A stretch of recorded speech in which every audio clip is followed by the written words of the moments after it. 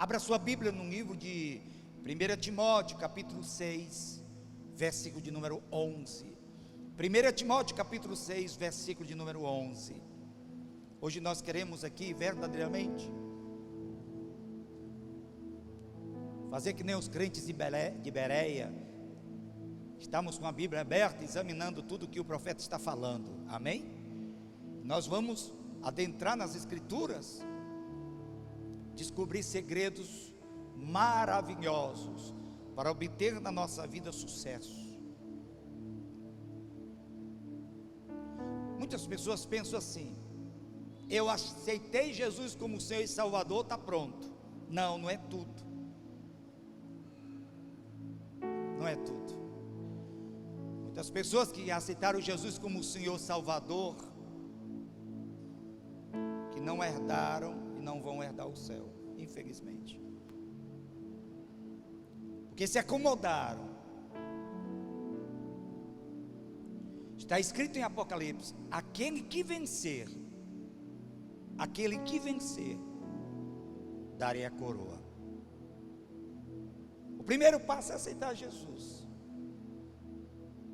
O segundo passo é buscar a revelação dele, que aí vem o entendimento, para que eu possa fazer duas coisas importantes, tanto homens como mulheres. São duas coisas importantes que devemos fazer: fugir. Existem coisas que nós devemos fugir, e outras, muitas outras, que devemos seguir. Então vamos falar de duas coisas importantes hoje. Coisas que eu tenho que fugir e outras que eu tenho que seguir. Amém? O texto é: qual é a sua escolha? Fugir ou seguir? Você vai escolher se você vai fugir ou seguir. Se fugir, segue. Se não fugir, vai deixar de seguir aquilo que tem que seguir.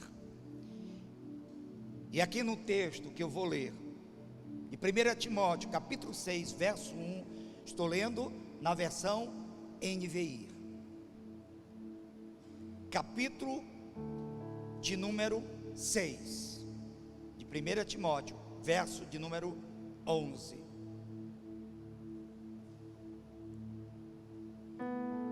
Olha o que está escrito: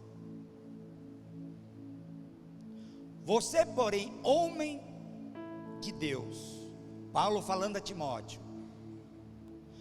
você, porém, homem de Deus, fuja de tudo isso e busque, diga comigo, a justiça, a piedade, a fé, o amor, a perseverança e a mansidão. 6 coisas que nós temos então que seguir. Mas existem algumas coisas que temos que fugir. É preciso que você esteja atento sobre o conselho do Espírito Santo nesta manhã. E se você seguir o conselho do Espírito Santo, porque eu estou falando aqui em nome de Jesus, e eu sei que aquilo que o Senhor quer falar comigo e com você nessa manhã é muito glorioso. Você vai ser muito abençoado e abençoada. Por isso, atente. Fugir ou seguir? É um versículo de um termo muito forte: fugir. Logo aqui no começo, ele deixa bem claro isso aqui: você, porém, homem de Deus, fuja de tudo isso. Você lê o texto, se você ler antes, você vai entender o que a gente está falando. Mas uma das coisas que eu e você precisamos atentar, que esse fugir aqui, ele implica em ação contínua. Significa o quê? que devemos sempre estar fugindo de alguma coisa. E essa alguma coisa eu vou ser bem claro para que você possa entender. Existe algo na minha vida e na sua vida, enquanto nós estivermos aqui nessa terra, nós temos que estar sempre fugindo. A Bíblia diz que, e ela deixa bem claro, e nós vemos à luz da Bíblia, coisas muito claras acerca de fugir, né? E fugir não significa ser derrotado, ou deixando de ser valente, não. Muitas das vezes a decisão para fugir de alguma coisa é coragem para fugir, é certeza, é determinação de saber daquilo que você tem que fugir, porque não adianta enfrentar, porque não lhe pertence. Então você tem que fugir. Se você analisar a escritura lá no livro de Gênesis, você vai ver que o anjo chegou na casa de um homem de Deus lá, que tomou uma decisão errada de escolher um lugar errado.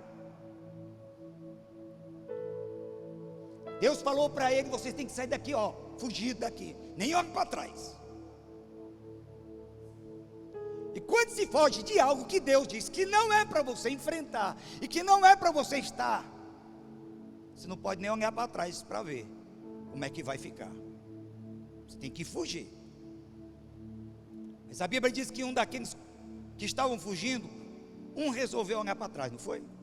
Você sabe do que eu estou falando, né? Da mulher de Ló. E por não fugir, pela determinação de Deus, e olha que o Espírito Santo está falando com muita gente nessa manhã, tem coisa que você vai ter que aprender a fugir em nome de Jesus, senão você não vence. Porque muitas das vezes quando é no tocante fugir, parece que estamos nos acovardando. Não, mas é uma ordem. Nós vemos à luz da Bíblia, no livro de Gênesis, abra aí, Gênesis capítulo 39, Gênesis capítulo de número 39, vou mostrar aqui um homem de Deus fugindo de algo, e esse algo tem derrubado muito homem de Deus, por não fugir, tem derrubado muito homem de Deus por não fugir. Gênesis capítulo de número 39, versículo de número 8, 39 verso 8, mas ele se recusou e lhe disse: meu senhor, não se preocupe com coisa alguma de sua casa, e tudo que tem deixou aos meus cuidados. Ninguém desta casa está acima de mim, ele nada me negou, a não ser a senhora, porque é a mulher dele. Como poderia eu então cometer algo tão perverso e pecar contra Deus? Assim, embora ela insistisse com José dia após dia, ele se recusava a deitar-se com ela e evitava ficar perto dela. Um dia ele entrou na casa para fazer suas tarefas e nenhum dos empregados ali se encontrava. Ela o agarrou pelo manto e voltou a convidá-lo: vamos deitar-se comigo. Mas ele fugiu. Diga, mas ele fugiu. Diga de novo, mas ele fugiu. A Bíblia diz: ele fugiu da casa, deixando o manto na mão dela. E quando ela viu que, ao fugir, ele tinha deixado o manto em sua mão, chamou os empregados e disse: vejam, este hebreu nos foi trazido para nos insultar. Ele entrou aqui e tentou abusar de mim, mas eu gritei. Você vê que o homem de Deus aqui, ele fugiu. Ele fugiu do que, amado? De cometer um adultério. Ele fugiu, amado, porque ele diz aqui: Como ele ia adulterar? Como que ele ia pecar sabendo que tinha Deus acima dele? Ele não estava nem preocupado com Potifar. Ele não estava nem preocupado com o que o homem ia fazer com ele. A preocupação dele era Deus. Sabe o que tem que ser gerado no coração dos homens? Daqueles que se dizem e confessam a Deus? Temor nesta área. Não haveria tantas separações. O diabo não teria tanta legalidade para destruir tantos casamentos, se o orgulho do homem não imperasse nessa hora. Porque o que faz, amado, com que o homem caia nessa hora é o orgulho. É como que o homem tivesse dizendo: mas eu vou deixar de ser homem. Não, você não vai deixar de ser homem por fugir do adultério, da prostituição, da fornicação, do pecado.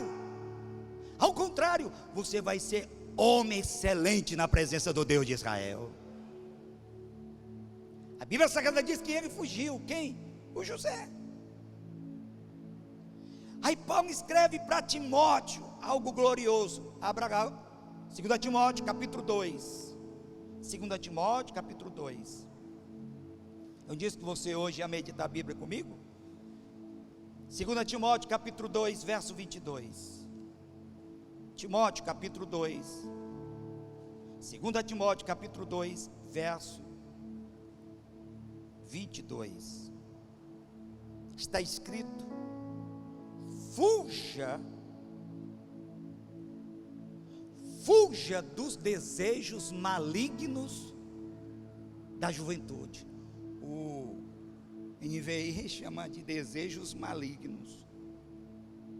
E siga a justiça, a fé, o amor e a paz, juntamente com os que de coração puro invocam o Senhor. É uma escolha. Você foge se você quiser. Ah, mas Deus não vai deixar. Não, Deus deu um livre-arbítrio para cada um de nós escolher ir ou ficar.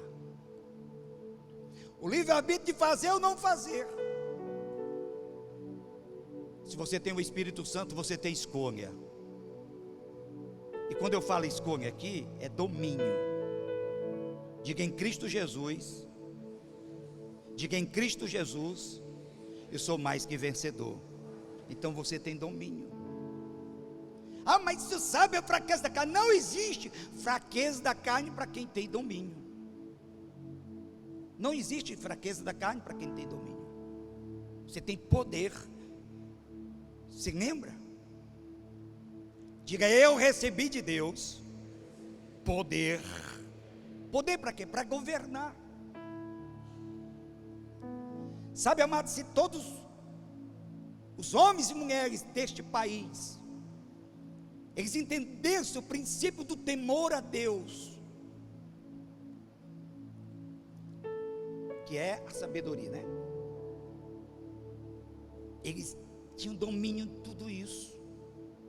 Não precisava as mulheres ficar com ciúme, não precisava as mulheres estar fiscalizando o que o marido está fazendo, não precisava as mulheres estar fiscalizando o que tem no seu celular, se tem algum mandado de alguém, muitas das vezes os maridos ficam, mas ela fica me perturbando, mas por que será? Se dá ocasião, o diabo vai ficar trabalhando lá. É não dar nenhuma ocasião para isso, é não dar nenhuma liberdade para isso. É escolha. Seja um fugitivo dessas coisas. Jovens, sejam fugitivos. Paulo está aqui falando com o jovem Timóteo. Ele está orientando Timóteo aqui para quê? Para que ele possa ser exemplo. 2 Timóteo 2, 22.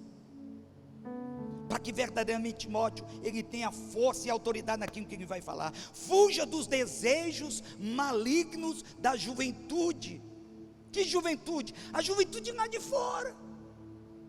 Mas o que é que muitos jovens fazem? Eles dão ouvido aos jovens lá de fora. Por isso que hoje nós vemos tantos jovens da casa do pai caídos. Porque eles dão ouvido aos jovens lá de fora. Os jovens malignos, não sou o que estou dizendo, está na Bíblia. Eles dão ouvido aos jovens malignos. E quem é do maligno é de quem? Do diabo. Porque só é mulher se passar a noite com o rapaz. Elas ficam lá fustigando. O rapaz só é homem se ele dormir pelo menos com 10 mulheres. Porque não é homem. E cai nessa lábia maligna. Paulo está aqui orientando a Timóteo. Serve para todos os jovens. Então, jovem, se você está dando ouvido lá fora, você está dando ouvido o diabo. É o que a Bíblia está dizendo. Não sou eu que estou dizendo, está na Bíblia isso. Devemos atentar para isso. Devemos falar isso para os nossos filhos. 2 Timóteo, capítulo 2, verso 22. Fuja, meu filho, dos desejos malignos da juventude. Mas tem uma coisa a seguir aqui. Siga a justiça. Siga a fé, siga o amor, siga a paz. Se você fizer isso, você vai ter uma vida próspera. Paulo, ele exortando e cuidando de Timóteo, vem esse texto que nós lemos aqui, glorioso, texto que você não vai esquecer jamais. Que é 1 Timóteo capítulo 6, verso 11. 1 Timóteo 6, 11. Ele diz: vocês, porém, homem de Deus, você, porém, homem de Deus, fuja disso. Fuja do quê? Do pecado. Está orientando aqui Timóteo. E o que ele diz mais? Ele diz assim: você fuja do pecado, você fuja dos conceitos malignos lá de fora, dos jovens lá de fora. Mas tem uma coisa que você deve seguir. Ele fala sobre 6 virtudes que devemos seguir, tanto casados como solteiros, mulheres e homens. E é sobre essas 6 virtudes que eu quero falar. A primeira virtude a seguir é a justiça. Justiça, diga justiça. Qual é a virtude que você tem que seguir? Justiça. E o que é justiça? Justiça é tudo aquilo que é correto, justo, verdadeiro. De novo, justiça é tudo aquilo que é correto, justo e verdadeiro. É correto? É justiça. Alguém está me ouvindo, sim ou não? Às vezes nós queremos tampar o sol com a peneira e ficamos assim: não, mas Deus sabe, é jovem, sabe, não tem. Deus sabe que está errado, está errado. O que está errado, está errado. Não é porque eu errei. Meus pais não sentaram comigo, não me ensinaram. Naquela época eu nem era convertido, naquela época eu não conhecia Jesus, meus pais não conheciam Jesus, não me ensinaram os verdadeiros princípios morais e espirituais, não me ensinaram o que era virtude, aquilo que me dava autoridade, porque virtude é autoridade. Se você anda em justiça, você é uma pessoa que tem autoridade.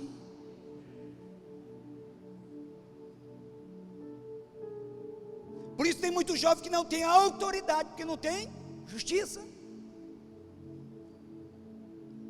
Como que o jovem ainda quer bater o pé dentro de casa e dizer: você não tem nem autoridade consigo mesmo, não faz a coisa certa, ainda quer bater o pé. Se anda em justiça, faz a coisa certa.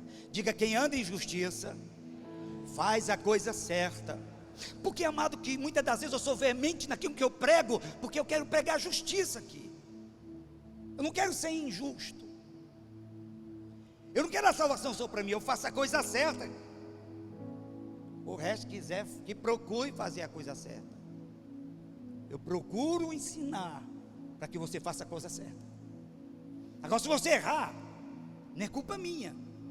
O Atalá ensinou fazer a coisa certa. Ele diz, portanto, seguir a justiça. O que é seguir a justiça? É praticar o que é correto. é praticar o que é justo, é praticar o que é verdadeiro, é praticar aquilo que verdadeiramente enaltece o nome do Senhor. Toda vez que você tomar uma atitude a fazer alguma coisa para alguém, pense nisso. Isso é justo eu fazer? Porque quando você começa a analisar o pecado, toda a vida que nós pecamos, nós prejudicamos alguém, a nós e ao nosso semelhante. O pecado sempre está relacionado a prejudicar alguém. Então não é justo, não é verdadeiro. Se você abrir a sua Bíblia em Deuteronômio, capítulo de número 16, Deuteronômio, capítulo 16, versículo de número 20. Hoje nós vamos abrir as nossas Bíblias um pouco mais. Deuteronômio capítulo 16, versículo de número 20.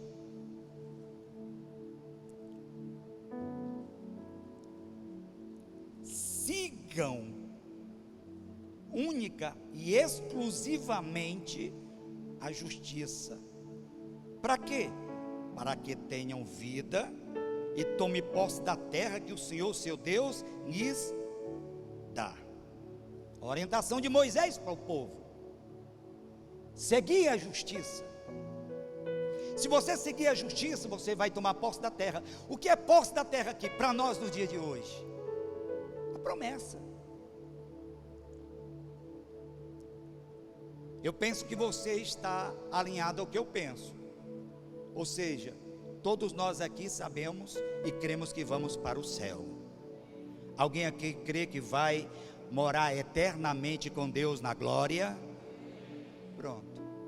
Pois para nós morarmos eternamente na glória, nós temos que seguir a justiça. Pastor, mas todo mundo faz errado. Ué, e você é obrigado a fazer errado também? Começa no trabalho, você vê lá no seu trabalho um dos funcionários que faz coisas, rolo dentro da empresa. Ah, mas o meu patrão, ele é mau. O meu patrão, a Bíblia diz, está na Bíblia, que seja mau ou bom, você tem que encarar como quem fosse uma autoridade espiritual sobre a sua vida. Então você não pode roubar seu patrão, porque seu patrão é ruim. Você não pode passar a mão nas coisas, não é seu, não quer, não é seu, deixa lá. É seu, não, então fica lá. O que não é meu, não posso tocar, não é meu, é dele. Pastor, mas dentro da minha empresa está cheio de pessoas, eu vejo irmão, eu trabalhei numa empresa onde todo mundo roubava meu patrão. Eu trabalhei 4 anos, tinha uma chave escondida, que abria a porta, abria o cofre naquela das peças que eles tiravam e roubavam. O patrão nem sonhava com aquelas peças, ele não contava. Nunca peguei uma agulha dele, nunca peguei uma agulha. E eles ainda diziam: ó, é assim que nós fazemos, uma chave de fenda nós abrimos aqui e tiramos. Não quero nem saber, não é meu. Alguém está me entendendo sim ou não? Temos que ser injusto? Não, temos que ser justo com o injusto. Quem vai abençoar a sua vida? Deus, que está vendo tudo. Ei, Deus está vendo tudo. Se você está sendo justo ou injusto. Ah, mas eu vou consertar essa peça aqui, eu vou dizer que foi tanto, botei isso, botei aquilo. Ei, isso não é justiça. O irmão estava dizendo para mim: pastor, está tão difícil trabalhar. Diz por quê? Porque meus patrões estão me forçando a mentir. Não minta. Nem perca o emprego, não minta. Ele vai saber, se um dia ele botar você fora, ele vai saber que ali tinha um justo. Nunca enganou ninguém. Porque são injustos. Mas eu não posso me assemelhar. A Bíblia diz que eu tenho que seguir a justiça. A Bíblia diz em Provérbios 15, verso 9: Deus ama quem busca justiça, quem faz a coisa certa. Aleluia. Ei, Deus está apaixonado por você. Você que é justo, você que faz justiça, seja justo. Seja justo com as pessoas. Se você não pode pagar, não compre. Seja justo. Tem pessoas, amadas, que estão com dívida até o teto, mas está gastando, está comprando, está financiando. Não faça isso. Primeiro pague quem você deve. Quite com a dívida. Pastor, eu fiquei desempregado. Não estou falando isso. Então você vai segurar ali até você pagar. Pastor, é pecado fazer prestação? Não. É pecado não pagar a prestação. Aí é pecado. Enquanto você está pagando a prestação, não é dívida. Pagar a prestação é dívida? É não. Pagar aluguel é dívida? É não. Está pagando. Passa a ser dívida quando você para de pagar, tendo posse para pagar. Olha só, isso é justiça. Diga aleluia. A segunda virtude, piedade. Diga piedade. Diga de novo, piedade. Como é que define piedade? Piedade é como o amor, é o respeito pelas coisas de Deus, é a compaixão pelos sofrimentos alheios. Piedade, piedade, ter piedade. A minha mãe era uma pessoa muito piedosa. Ela sempre dizia assim para mim: meus filhos, nunca desrespeite ninguém. Minha mãe ainda não era convertida, ela sempre foi dos respeitos. Hoje nós vemos uma geração desrespeitosas. Ela não respeita os direitos alheios. Você vai andando dentro de um ônibus, está sentado numa cadeira, tem uma velhinha lá, quase se quebrando em pé. O jovem não levanta da cadeira para a velhinha. Se ela tiver umas compras na mão, ela vai morrer com aquelas compras na mão em pé. Que geração é essa? Que não respeita mais os direitos dos velhos. E quando se diz um cristão, que é o seu, mais do que o seu dever, fazer o que é justiça. Mas isso aqui não é, Bíblia está dizendo aqui. Ter piedade. A Bíblia diz que vinha passando um moço. Jesus contou essa história. Chegou uns assaltantes e assaltou aquele moço, roubou ele, tirou tudo que ele tinha, bateu nele, espancou e ficou lá no chão. A Bíblia diz que passou o sacerdote lá, nem olhou. Passou também um levita. Os crentes passam e não tem misericórdia do que está caído. Passou um samaritano, usou de misericórdia e piedade. Você está me entendendo? Usar de misericórdia, usar de piedade. Paulo recomenda a Timóteo, capítulo 4, 1 Timóteo, volte lá para Timóteo, capítulo 4, verso 7. 1 Timóteo 4, 7. 1 Timóteo 4, 7. Rejeite, porém, as fábulas profanas de velhas, e exercite-se na piedade. Diga piedade. Comece a exercitar. Vamos para a academia da piedade. Comece a exercitar a piedade. Tem muita gente que vive de fábulas, de histórias. História que alguém contou. Tenha você sua própria história. Viva você a sua própria história. Isso que eu estou falando aqui nesta manhã é vida transformada. Ai, é difícil. Não. Nada disso que eu estou falando aqui nesta manhã é difícil. Você tem o Espírito Santo. O Espírito Santo governa a sua vida. Em 2 Pedro 3,11, olha o que Pedro fala. 2 Pedro capítulo 3, verso 11. Vou ler alguns versículos para você nessa manhã. Tudo vai ter base para você ter uma vida transformada. 2 Pedro 3,11, visto que tudo será assim, desfeito, que tipo de pessoas é necessário que vocês sejam? Vivo de maneira santa e eu que escolho viver essa maneira, separado e piedosa. Quem escolhe? Você e eu escolhemos. Eu profetizo aqui nesta manhã em nome de Jesus, que essa é a maneira que você vai viver cada dia mais em nome de Jesus. Ser uma pessoa piedosa. Não precisa que alguém peça, faça, ajude. A piedade, amados, é bíblico. Terceira coisa, virtude da fé. Terceira virtude que eu e você devemos ter, que Paulo orienta Timóteo: fé. Diga fé.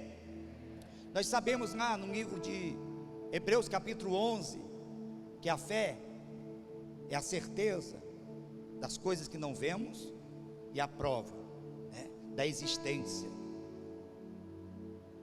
tornando-se visível a nós. Mas fé, no sentido aqui que Paulo fala a Timóteo, é guardar, é defender a razão da sua crença no evangelho que você serve.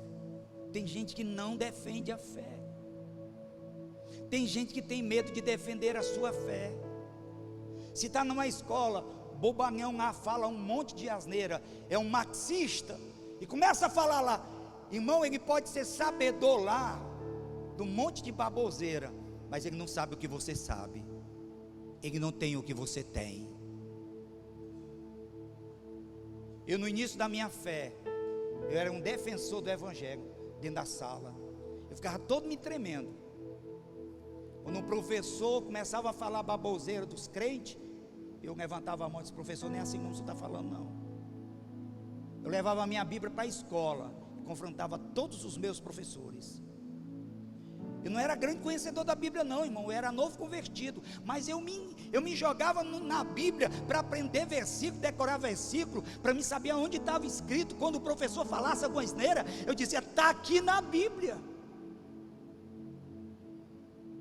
Eu nunca me calei para professor nenhum na escola, nunca. Eu vejo que tem alunos que têm medo, crentes têm medo. Mas tem medo por quê? Possivelmente quando dá no recreio, dá um mau testemunho, é bom que se cale mesmo, que não tem vida. Irmão, nós estamos vivendo um tempo do evangelho, onde Deus procura aqueles que vão fechar as brechas. E se você fechar as brechas, o nome de Jesus será glorificado. Eu não sou perfeito não, mas aquilo que eu não quero para mim, eu não quero para os outros. Isso é uma das coisas que mais me intrigou quando eu aceitei Jesus. É que onde eu estudava tinha crente, nunca falou de Jesus para mim. Mas enquanto eu estudei, enquanto eu tive em escola, a Bíblia era levada e a Bíblia era pregada. Não teve um colégio que eu estudei que eu não pregava a Bíblia. Eu e meu irmão de 14 anos, eu falei muito isso para meus filhos, que é pastor lá no Crateús. Ele não cessava de pregar o evangelho dentro das escolas. Era ele numa sala e eu noutra. Não é que nós somos um santarrão não, é porque eu creio no evangelho. Eu creio no evangelho. Tem pessoas que ficam fazendo biquinho, ainda fica arrumando argumento de sofrimento, porque a luta aqui. Ei, irmãos, nessa vida nós teremos sempre luta, mas a Bíblia diz, Jesus diz: nesse mundo tereis aflições, mas eu venci. E Ele diz que você também vai vencer, e você já é um vencedor. É preciso, amado, nos erguermos diante das lutas e vendavais que surgem no nosso caminho. Mas é preciso, amado, ter essa virtude, fé. Fé é o conteúdo, amado, da verdade que cremos. É a razão do seu louvor. O que você louva a Deus? Porque eu tenho fé. Por que você abre a sua boca na hora e você fica gritando? Porque eu adoro com convicção naquele que me salvou. Eu sei que se Jesus não tivesse entrado na minha vida, eu já era um homem morto. Eu sei que se Jesus não tivesse revelado a mim através da palavra, eu não estaria aqui. Por isso eu louvo, eu adoro, eu glorifico com toda a minha força, porque a Ele toda honra e glória. Não tem nenhum homem nesta vida que teria me salvado, nem meus pais que me amam, eles não poderiam ter feito nada por mim, mas Jesus se revelou e me salvou. Eu tenho convicção disso. A Bíblia diz que Timóteo, ele foi ensinado a conservar a fé. Veja aí, 1 Timóteo capítulo 1 Timóteo capítulo 3 verso 9. 1 Timóteo 3,9.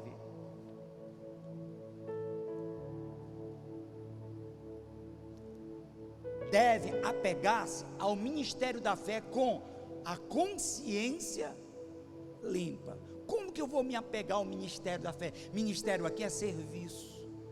Como eu vou me apegar ao serviço da fé? Consciência limpa. É preciso ter consciência limpa. Quem tem fé tem consciência limpa. Diga: quem tem fé tem consciência limpa. É preciso, amado, se apegar a isso. Deve se apegar a isso. Há um serviço da fé, mas essa fé ela tem que ser uma consciência limpa. Você está consciente que você está fazendo a coisa certa? Você está consciente que realmente você crê nesse Deus? Você está consciente que o seu louvor é para esse Deus? Que tudo que você faz é para enaltecer a Deus, é para glorificar a Deus? Então saiba disso, que a sua consciência é limpa, e Deus vai manifestar a glória dele sobre a sua vida. Consciência limpa é isso. Por isso nós ensinamos aqui: ninguém sobe aqui para se apresentar a ninguém. Consciência limpa. Se eu louvo, se eu adoro, se eu sirvo na igreja, se eu sou diácono, se eu sou servo, tenho consciência limpa. Estou fazendo isso para enaltecer ao Rei da Glória.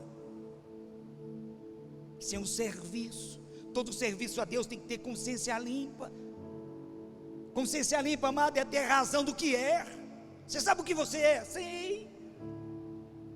Então, se você sabe o que é, quem você é nesse mundo, então você não vai escolher o que fazer, você vai obedecer. Tem gente que vem para o reino de Deus cheio de grau. Eu só faço isso. Ué, e se o teu patrão, teu senhor, teu dono disser que tu tem que fazer aquilo? Não, só faço isso. Você não tem consciência limpa. Tem que ter consciência limpa. Paulo deixa o exemplo em 2 Timóteo 4,7. 2 Timóteo 4,7. Estou levando você a uma escolha, hein? Combati o bom combate, terminei a corrida, mas guardei a fé. E deixou o exemplo. Ei, diga aleluia. Tem um monte de gente olhando para você, e que um dia, quando você morrer, você tem que deixar um legado. Tem seus filhos, tem irmãos. Se hoje você partisse para a glória, que é o que não vai acontecer em nome de Jesus, vai demorar muito.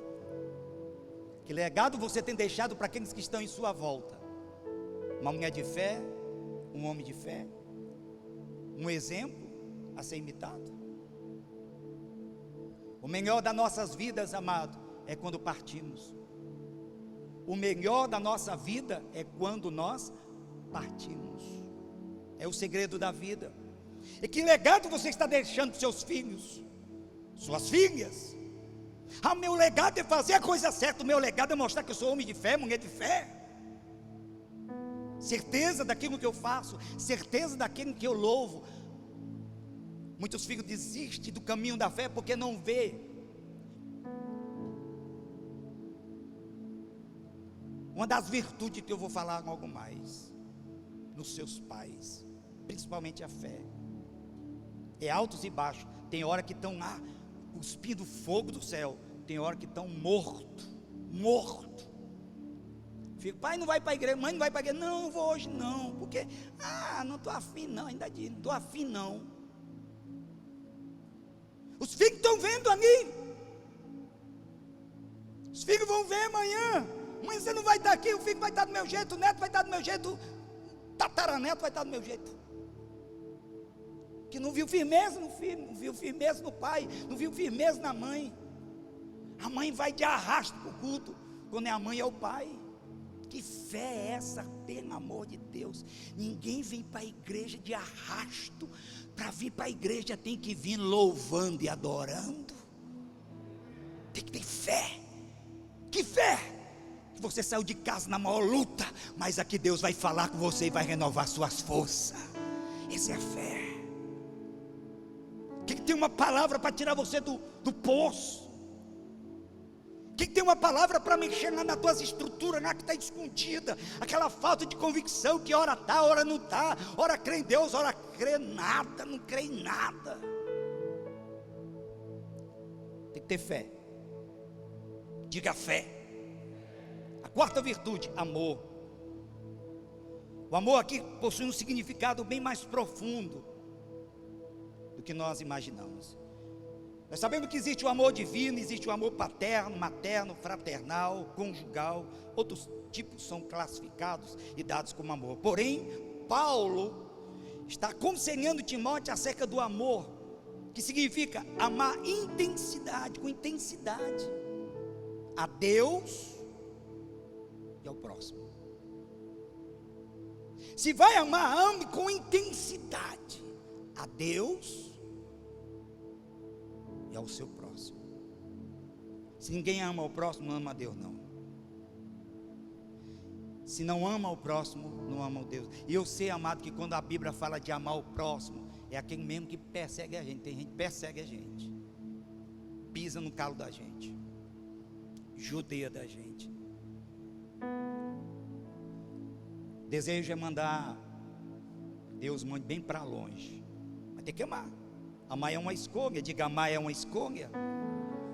Amar é o quê? É uma escolha. Você escolhe se quer amar ou não. Se você quiser odiar, você odeia. Se amar, você tem que amar. Você ama se você quiser. Por isso esse negócio assim, eu não vou mais para a igreja. Por quê? Porque eu não dou com a cara daquele, eu não vou com a cara daquela. Isso não ama. Pois é, a cara daquele e a cara daquela que você tem que ver todo dia. Nem assim os ímpios. Os ímpios amam quem ama eles. Se não amar, não quer nem conversa. Ei, só volta uma aqui. Quando eu estou falando nesse sentido, eu não estou falando assim, ó. Se uma pessoa é ímpia, aí eu tenho que estar de papinho, tenho que estar de... Não é isso. Não é isso. É com seu irmão na fé. É com seu parente. Tem que procurar amar. As pessoas são diferentes. Você vê um filho, sai da mesma barriga, 2, 3 filhos, sai tudo diferente. Tenho 3 filhos, são tudo diferentes. Saiu da mesma barriga. Até o físico é diferente, a digital é diferente. São diferentes. Os meus filhos, a única coisa que eu tenho dificuldade de identificar é no telefone. Às vezes, quem é que está falando? A voz é parecida um do outro, mas o resto é tudo igual, tudo diferente. Você está me entendendo? Tem que ter amor, tem que ser com intensidade ao próximo. Timóteo não podia deixar o amor também pelas coisas, amor de Deus. Ele tinha que ter amor. Aquele 2 Timóteo 1,7 está escrito. 1 Timóteo 1,7. Você vai ver isso. 1 Timóteo 1,7.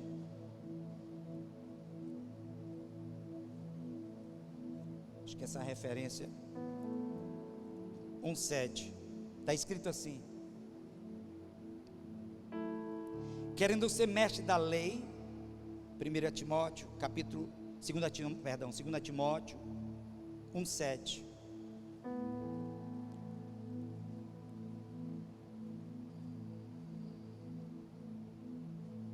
Pois Deus não nos deu Diga: Deus não nos deu espírito de covardia. Diga: mas de poder. Que poder é esse? Ele diz: de amor, de equilíbrio. Se tem o Espírito Santo, alguém aqui nessa manhã tem o Espírito Santo, então Ele te deu um espírito de poder. Ele te deu um espírito que ama, porque senão você não estava aqui. Sabe por que você está aqui? Porque o Espírito te ama. Esse espírito de poder que o Pai nos proporcionou, Ele trouxe a mim e a você a capacidade de amar. E não só de amar, de equilíbrio. Equilíbrio. Pastor, eu não sei porque eu tenho um dizer. Você precisa buscar a pessoa do Espírito Santo. Senão você não vai ter equilíbrio. Equilíbrio em tudo. Quando a Bíblia fala em equilíbrio, é em tudo. Tem gente que é um ótimo funcionário, é um maravilhoso funcionário, mas é um péssimo pai, uma péssima mãe. Deus dá uns filhos, não cuida. Filho, diga filho, é herança do Senhor. Aleluia. Os filhos que Deus me deu é herança do Senhor. Como que não vou cuidar? Como que joga assim os filhos? Qualquer um cria. Como que joga os filhos no mundo e não atento para o que os filhos estão fazendo, o que os filhos estão se dedicando. O pai que ama o filho, a mãe que ama o filho, ela dá o sangue por esse filho, ela presta atenção. O filho está fazendo errado, está fazendo vista grossa, não está nem aí. Você está condenando seu filho.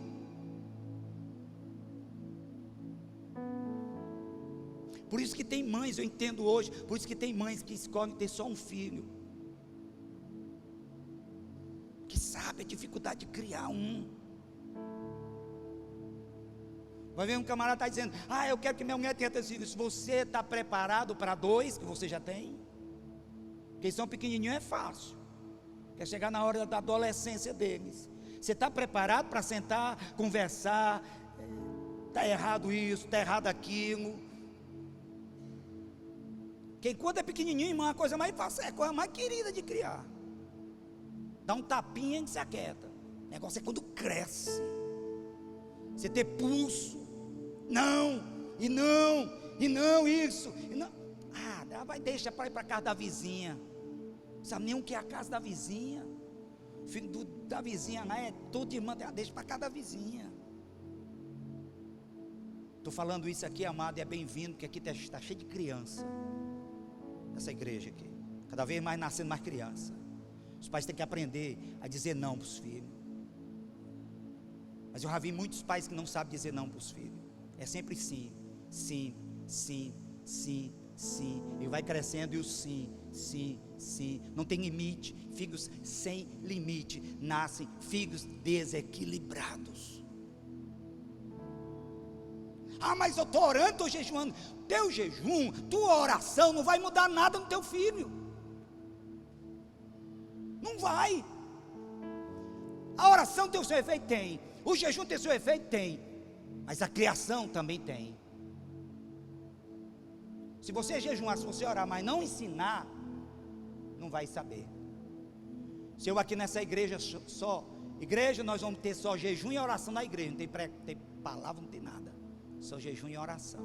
Ia virar uma bagunça essa igreja. Tem que ter a demonstração, tem que ter os princípios morais e espirituais. Por isso que Paulo aqui era decisivo com Timóteo. E Paulo ainda exorta em 1 Tessalonicenses 3,12: imitar ele no amor. Nós temos que ser imitados. Ei, diga aleluia, diga glória a Deus.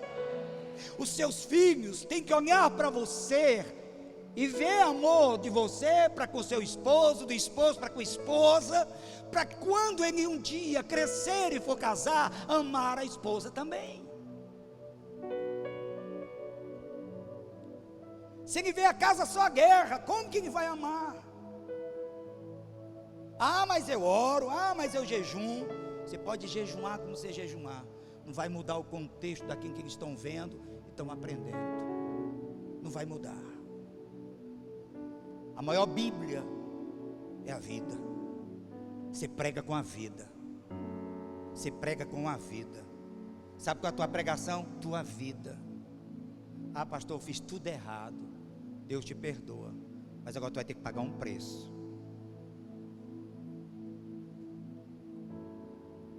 Agora vai ter que pagar um preço. Agora nós vamos ter que ir para o jejum e a oração, para Deus ter misericórdia e salvar a criatura. Porque eu fui um mau exemplo. Nunca dei um bom testemunho.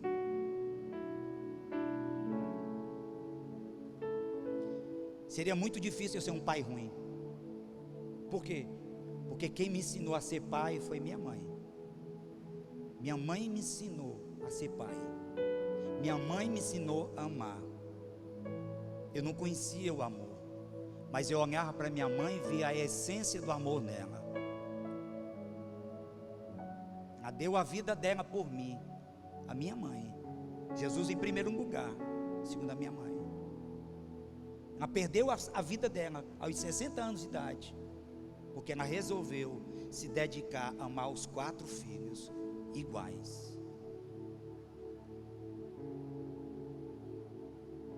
Todas as mães têm que amar os seus filhos com intensidade. Quem ama, corrige.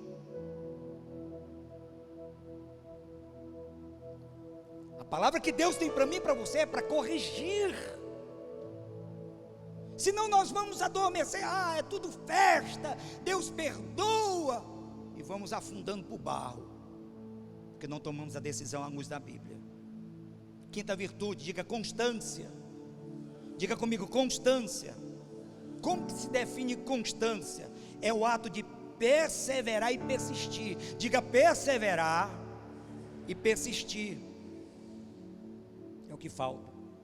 Perseverança. Começa, mas não termina. Tem pessoas que começam, mas não terminam. Tem que ter perseverança, persistir. O meu filho, quando começou a fazer faculdade no começo, ele começou a ver o valor ir muito alto, e ele não ganhava muito. Ele disse: pai, está tão difícil. Eu disse: meu filho, mas não desista. Não desista. Não desista. Amado, aquilo que é bom, você não pode desistir. Você está me entendendo? Porque você não sabe se vai ter outra oportunidade. Nós envelhecemos muito rápido. E se você não canalizar agora aquilo que você tem que fazer agora, certo? É agora que eu tenho que fazer certo. Amanhã pode ser tarde demais. Você vai estar velho. E quando nós chegamos à velhice, não temos mais ânimo para nada. Ora, se a gente já vê jovens, 14, 15 anos, desânimo. Eu vejo aqui na igreja, às vezes o jovem, mas tem preguiça de ficar de pé. Parece que tem uma cor nas pernas, mas solta lá na rua, mas pula aqui o negócio. Tem preguiça, está cansado. Imagina quando essa criança tiver com 70 anos, nem anda, não anda, porque jovem já tem uma cor nas pernas. A mãe diz assim: meu filho, varre ali. Ai, eu estou cansado. É bem assim, né? Meu filho, lava uma moça. Ai, eu estou cansado. Jovem, cansado, lava a moça. Quando tiver com 70 anos, está sem mão. Não tem mão, não tem perna, não tem força. Tem que ter perseverança. Perseverar, diga perseverança. A Bíblia Sagrada diz que ninguém vai entrar no reino dos céus sem perseverança. O que eu estou fazendo aqui é perseverando. Tem multa, mas eu vou perseverar. Ah, tem desafio, mas eu vou perseverar. Ah, mas se levantou, mas eu vou perseverar. Sabe por quê? Porque tem perseverança. Foi isso que Paulo disse para Timóteo: Timóteo, tu tem que perseverar. Vai existir ocasião que vão se levantar e tu tem que perseverar. E olhe que Paulo não estava aqui em corpo presente não, estava lá na cadeia preso. Paulo estava na cadeia escrevendo uma carta para Timóteo, mandando ele perseverar. Você está me entendendo? É muito, sei não, essa explicação. Um homem como Paulo, preso, ensinando que estão soltos a perseverar. É muita convicção. Eu profetizo nesta manhã que vem convicção no seu coração, em nome de Jesus. Para quê? Perseverar. Perseverar por quê? Porque vai chegar vozes nos seus ouvidos para desistir. Não quer nada com nada, mas quer que você desista também. Ah, esse negócio de igreja, começa assim. Significa o que, amado? Constância, ter perseverança, persistir, paciência. Ter paciência. Eu gosto de pescar. Ninguém vai pescar se não tem paciência. Já vou me orientando. Se você não tem paciência, nem vá pescar não, você fica doido, quebra a vara, xinga os peixes, quer bater nos peixes. Não tem paciência. Você acha que é só chegar lá, jogar o anzol e o peixe vem lá de bonitinho, cai no anzol, você, opa, o peixão aqui. Eu já fui pescar, irmão, fiquei a tarde todinha, não peguei nada. Saí uma vez, 4 horas da manhã para pescar, fui lá para a praia com outros irmãos, pegamos uma chuva medonha, não pescamos um peixe, para não ficar vergonhoso, na volta compramos o peixe. Mas eu tive paciência de ficar lá. Tem que ter paciência. Uma hora dessa o peixe vai cair na isca. E você vai ser abençoado. Tem que ter paciência. Tem gente que não tem paciência. Tem paciência com as coisas de Deus. Não tem paciência com o espiritual. Vou largar tudo. Não adianta. Tem que ter paciência. Paciência no lar. Eu sei que às vezes o marido está irritado. A mulher tem paciência. A mulher tem 20º sentido. A mulher percebe de quando um maridão vem meio desequilibrado. Então ela já vai com paciência, né? Acalmando a fera. A mulher tem que ter isso. Mas se a mulher já virou Mulher Maravilha, o laço pega.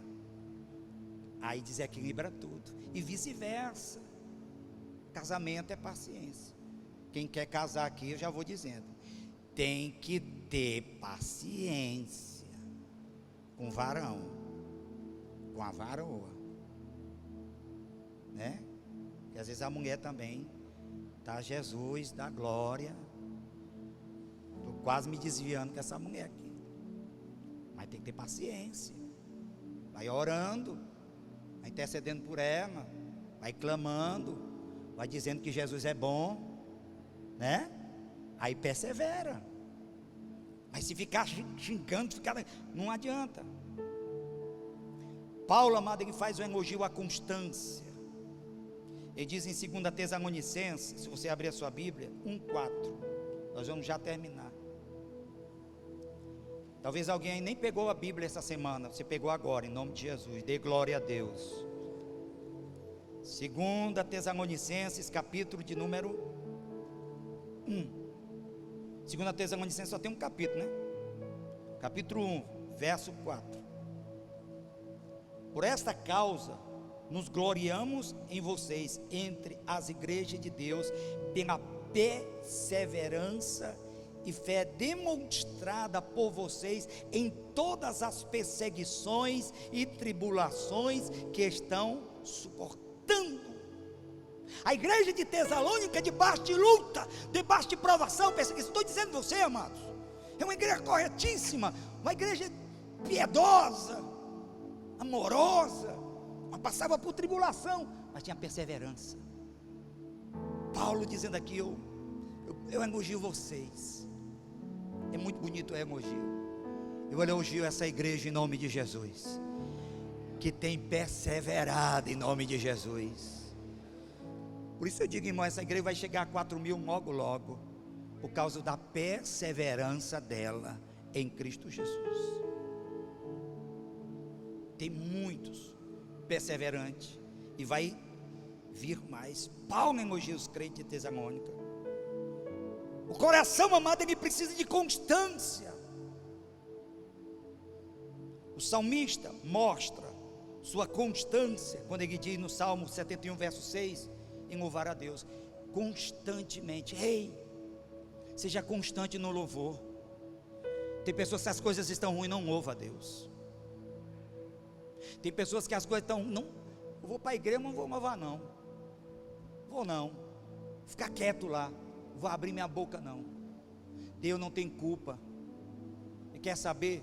Se você louvar, Deus vai abrir o céu, a glória dele vai inundar a sua vida, e aconteça o que acontecer, Deus vai na frente e vai te dar vitória. Mas tem que ter a constância, independente. O salmista Davi, ele louvava a Deus diante de tantas lutas e tribulações, perseguições. Ele era um homem que tinha muitos inimigos, porque ele era muito próspero. Ei, principalmente você que está prosperando, saiba, existem aqueles que não prosperam porque não andam na correção. E quando eu falo prosperidade, eu não só falo financeiramente, eu falo espiritualmente, fisicamente, materialmente, espiritualmente, todas as áreas. E fica, mas por quê? Por que fulano tem isso? Por que fulano ganhou isso? Por que fulano... Ei, irmãos, não se incomode com isso. Sempre haverá isso. Mas Deus vai te livrar do olho gordo, do espírito de inveja, da palavra de maldição, porque você é um perseverante, uma perseverante nos caminhos do Pai. E sexto, mansidão. Diga mansidão. Como que se define mansidão? Brandura de gênio, índole pacífico. Ser pacífico. Ser pacífico. A Bíblia diz: bem-aventurados os pacificadores. Diga bem-aventurado os pacificadores. Ele diz que bem-aventurado não são os que têm paz, são os que promovem a paz. Ei, toda vez que você perceber na sua casa que algo vai promover a paz, invista nisso. Invista nisso. Ah, mas a mulher pegou o carro e bateu no carro. Vai adiantar você xingar a mulher e dizer: ó, tu é tonta, ó tonta, tu não está vendo posta ali, tonta. Não adianta. Diz: meu amor, você está bem? Tem uns que vai perguntar se o carro está bem. E o carro como ficou? Está... Oh meu Deus. Nem viu se a mulher quebrou a perna, a costela. Oh meu Deus. O meu carrinho. Carro é material, vai ficar, mas a tua costela tem que estar preservada. Então, invista, cuida. Mansidão é a definição, é brandura. É preciso ser bravo com o inimigo. Seja bravo com o pecado. Odeie o pecado. Quem aqui não sabe o que é pecado? Comece a ter ódio do pecado. Eu estou furioso. Aí a mulher vai: o que tu está furioso? Com o pecado. Mulher, o que está furiosa? Com o quê? Com o pecado. Estou com ódio do pecado. Tem gente que fica com raiva do irmão. Tem crente que fica falando mal do irmão, fala mal do diabo, fala mal do mundo, mas não fala mal do teu irmão. Fala mal de qualquer coisa, mas não fala mal do teu irmão, porque a Bíblia Sagrada diz que aquele que fala do seu irmão, fala mal do próprio Deus. Então fala bem, exalta, glorifica o Rei, declarando: o meu irmão é uma bênção em nome de Jesus. Sabe por que muitos filhos não vêm para a igreja? Porque, infelizmente, tem pessoas que não vigiam em casa, começam a falar mal dos irmãos da igreja. Aí o filho está ouvindo: o que eu quero numa igreja dessa? O que eu quero numa igreja dessa? É porque aquele obreiro lá é bruto, é porque aquele obreiro é isso, é porque... Aquela criança está ouvindo, aquele filho está ouvindo tudo que os pais estão dizendo da igreja. Amanhã muda de igreja, porque ficou brabo com o obreiro, ficou brabo com isso, brabo com aquilo, aí larga a igreja, não quer nem saber, vai embora, sai da igreja, nem fala com o líder, vai embora, sai brabo com o irmão, lá vai encontrar outro pior, vai encontrar outro pior, não se deixou ser tratado. Aí o que acontece? Vai falar, aí o filho ouviu dizer: mas papai já passou pelas 7 igrejas, e nenhuma é boa, porque o irmão é ruim, eu não digo, eu volto a dizer, você sai de uma cobertura que você está vendo, a coisa está fora do esquema, não está bem na Bíblia, não é errado, ninguém aqui, amado, deve ficar preso à placa denominacional. Eu estou preso a Cristo Jesus, desde que nos princípios. Agora ficar brabo, ficar braba, não, tem que mudar isso, tem que ser manso, humilde. Jesus disse: vinde a mim todos vós que estáis cansados e sobrecarregados, e eu vos aliviarei. Tomai sobre vós o meu jugo, que é bravo, manso, humilde de coração. Manso e humilde de coração. Aquele que é manso e humilde de coração está derramando glória sobre a sua vida nessa manhã. Presença dele.